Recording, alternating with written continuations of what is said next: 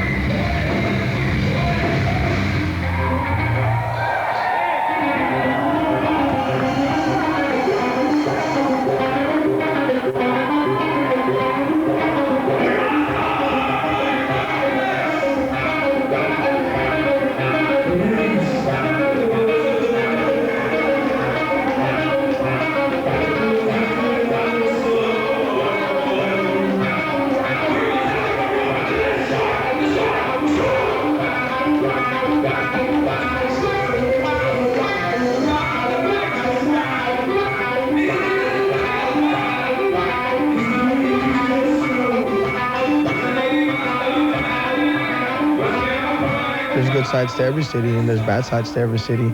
We happen to live in LA, and you know, I think we each take something special out of it, and there's things that we don't like about it, you know, but that's going to be the case wherever you live. LA's pretty widespread. You know, you got your suburbs, which is like the same as any place in the world. Families living, you know, regular streets. And then you have Hollywood, West Hollywood area, which is, you know, you've got, that's like your main town. But it's so decentralized that there is no central place with big buildings that you can go to. You can go anywhere, and everything's 20, 25 minutes away. You have to have a car in LA. That's why they have that song, Nobody Walks in LA. It's true. And we don't use mass transit either. It's just about everybody drives in LA, like you said. And I think one of the coolest things about LA is that it's pretty close to whatever you want. If you want a forest, you know, you can drive 2 hours, mountains, you know, you can go skiing, there's the beach. This sounds like a commercial for tourism, but there's a lot of positives to it, and then there's negatives to it. There's a lot of crime. The more people you have, the less privacy you're going to have, the more pollution you're going to have. There's a lot of people that live there that are not from LA, so there's a lot of loneliness because of that, you know, because everyone's trying to make it in the entertainment business or whatever, and their families are usually in the Midwest or the East or whatever, and, you know, so there's that aspect of LA as well. When people go to LA, sometimes they go to Hollywood or West LA, and they're like, people are not nice, and you know, and part of it has to do with those people are very lonely in a big city where their families are maybe thousands of miles away. We did collaborate with Wu-Tang. In fact, many different artists did. It was a collaboration of maybe 15 or 20 different bands with Wu-Tang Clan members. So that's already been done, and we covered their song Shame, and we did. Oh yeah, we toured with Method Man and Redman. Method Man and Redman, but we did a cover of Shame, and we were in the studio after we had done our own version of that with System. We were in the studio with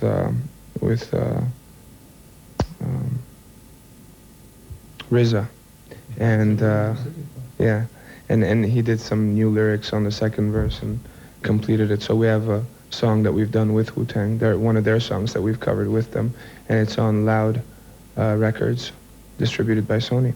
I'm sure it's available.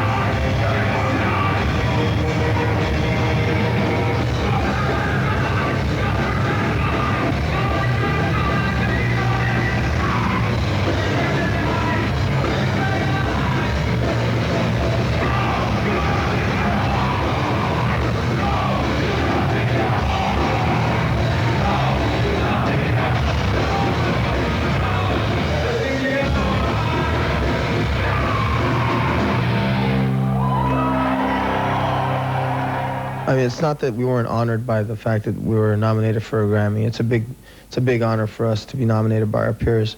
But, you know, that's not going to change our lives in one way or another. It's not going to change the way we go with our art one way or another. It's just an accolade like many other ones. And if you put too much emphasis on it, it'll change your thoughts and it'll change the path that you're on. And we're just not interested in that, you know. I'm personally happy Tool won because I think even they're like one of the bands that probably would care least about the award, and that's awesome.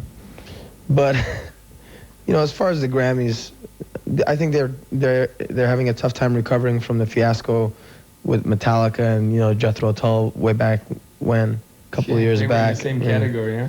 Not only that, but Jethro Tull won Best Heavy Metal Act, and that was just like, how could I really put too much emphasis on someone that picks Jethro Tull over Metallica for Best Heavy Metal Act?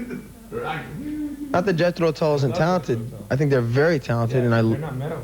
They're not metal, in my opinion. You know, how do they win Best Metal Act? I don't know. So who's really picking the Grammys? Not grandmas. Maybe it is grandmas. I wish it was. The way that our lives are in society, in modern society, you got to kind of go out of your way to think about global things, to think about things that affect everyone, because we're designed to kind of like just walk in this line and think about our own lives. And it's somewhat of a selfish existence, but you can't really blame most people because that's how we've been programmed in a way and been raised in this society. So it does take a little extra work to break out of that for each of us, to see the grander horizon of things happening, you know. The average citizen of any country is so worried about paying his bills, putting his kids, you know, clothing their children and surviving, paying their credit card bills, paying their mortgage. You know, you have a 30-year mortgage.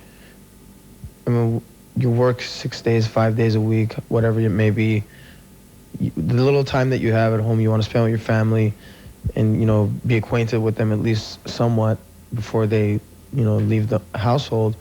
And the last thing you have time for in your life is concerns that are happening 10,000, 15,000 miles away, you know. And the societies that we're in happen to form in this way so that we really can't do anything about anything, or don't have time to, or don't think we have time to, because we're too busy trying to pay off our new car, our new house, and all that stuff that really doesn't mean anything. Once again, for us, and I want people to understand this, it's not, what determines your success is not how many albums you sell, how much money you make, or how much pussy you get. What determines your success is the feeling that you have when you finish that album. The day that we finished recording, we were just as proud of this album as we are now. And if it only sold 100,000 copies, we would be just as proud of this album as we are now.